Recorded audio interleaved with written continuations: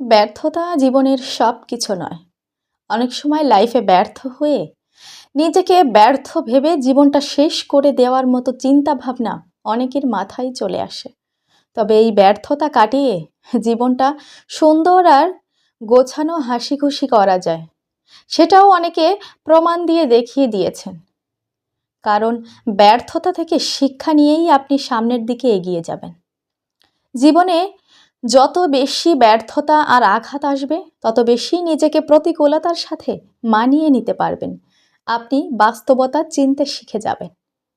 তেমনই একটা গল্প আমি আপনাদের সঙ্গে আজকে শেয়ার করব, যেখানে একটি ছেলে ব্যর্থতা কাটিয়ে সফল হওয়ার একটা সুন্দর আর উদাহরণ রেখে গেছেন সবার জন্য। একটা ছেলে ছিল যার নাম ছিল শান্ত।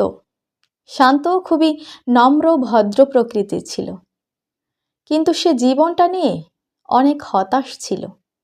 কি করবে কি না করবে কিছু বুঝতে পারছিল না। সে আসলে নিজের লক্ষ্যটাকে স্থির করতে পারছিল না। সে ভাবছিল, আমার দ্বারা কিছুই হচ্ছে না, এখন আমি কি করব? আমি কি সব কিছু ছেড়ে, এই সংসার ছেড়ে নিজেকে আলাদা করে ফেলবো, নাকি এগুলো থেকে পালিয়ে বাঁচার চেষ্টা করব? ঠিক তখনই তার সঙ্গে একজন বৃদ্ধ লোকের দেখা হলো। যে বৃদ্ধ লোকটা নদীর পাড়ে বসেছিল।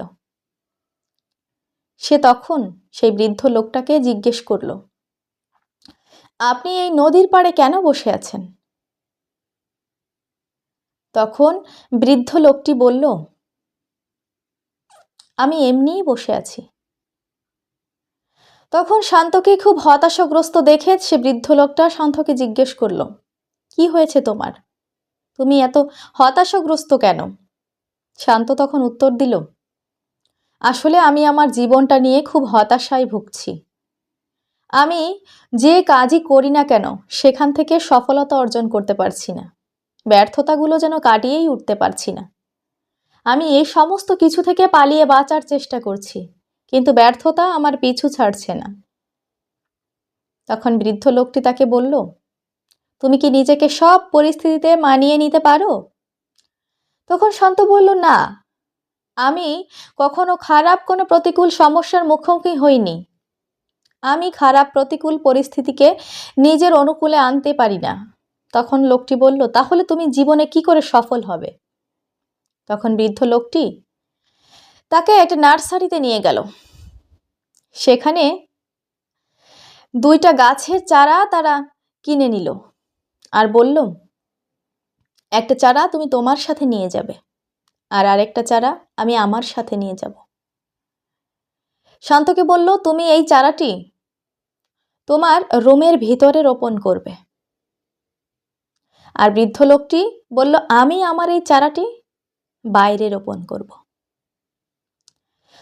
ঠিক যেরকম কথা সেইভাবে কাজ। শান্ত তার ওই চারা গাছটি রুমের ভেতরে রোপণ করে নিল, আর বৃদ্ধ লোকটি তার এই ছোট্ট চারা গাছটি বাইরে রোপণ করলো।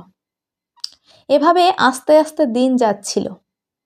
কিছুদিন যাওয়ার পরে চারা গাছগুলো একটু বড় হতে থাকলো।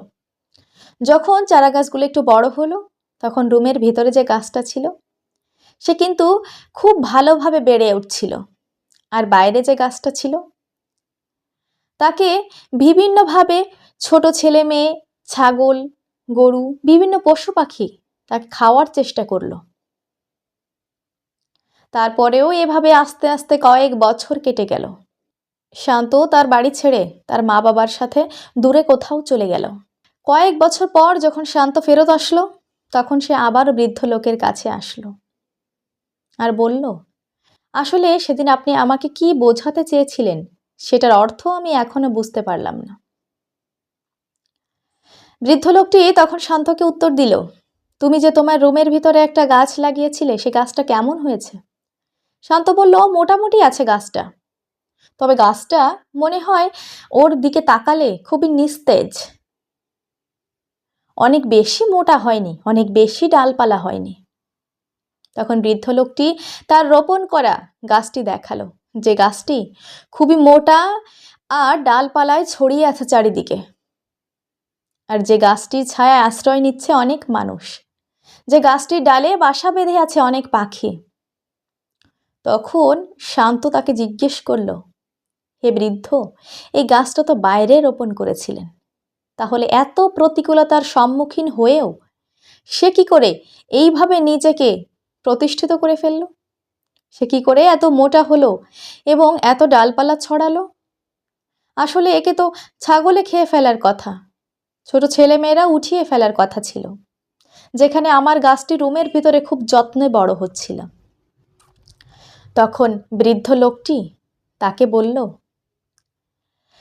তুমি কি জানো, যে নিজেকে প্রতিকূল পরিস্থিতির সঙ্গে মানিয়ে নেয় সে জীবনে অনেক কিছু করতে পারে। আমার এই বাইরে রোপণ করা গাছটি প্রতিকূল পরিবেশের সঙ্গে নিজেকে মানিয়ে নিয়েছে। কিভাবে সংগ্রাম করে বেঁচে থাকতে হয় সেটা সে বুঝতে বুঝতেই নিজেকে এভাবেই বড় করে তুলেছে, তাই সে এত বড় হতে পেরেছে। আর তুমি যে রুমের ভিতরে গাছটি লাগিয়েছিলে সে জীর্ণ শীর্ণ, কারণ সে কোনো প্রতিকূল অবস্থার সঙ্গে সম্মুখীন হয়নি, সে বুঝতে পারেনি বাইরের পরিবেশটা ঠিক কীরকম, এজন্য তার এই পরিস্থিতি। সবসময় এটা মনে রাখবে যে খারাপ পরিস্থিতি মানেই ভেঙে পড়া নয়, খারাপ পরিস্থিতি মানেই আপনি এই পরিস্থিতিটা আর রিকভার করতে পারবেন না, এটা নয়। খারাপ পরিস্থিতি মানে সেখান থেকে কিছু শিক্ষা নেওয়া। খারাপ পরিস্থিতি মানে সেটাকে কাটিয়ে উঠে ভালো কিছু করার চেষ্টা করা। ব্যর্থতা লাইফে আসবে, কারণ আমরা মানুষ বিভিন্ন রকম কাজ করবে, সেই কাজে ব্যর্থতা আসবে। আর এই ব্যর্থতা কাটিয়ে যে সফল হতে পারবে সেই জীবনে অনেক কিছু করে দেখাতে পারবে। আপনি কি চান? ব্যর্থতা নিয়ে জীবনটা শেষ করে দিতে চান, নাকি ব্যর্থতা কাটিয়ে সফল হয়ে সবাইকে নিজের উদাহরণ হিসেবে তৈরি করতে চান? As your wish.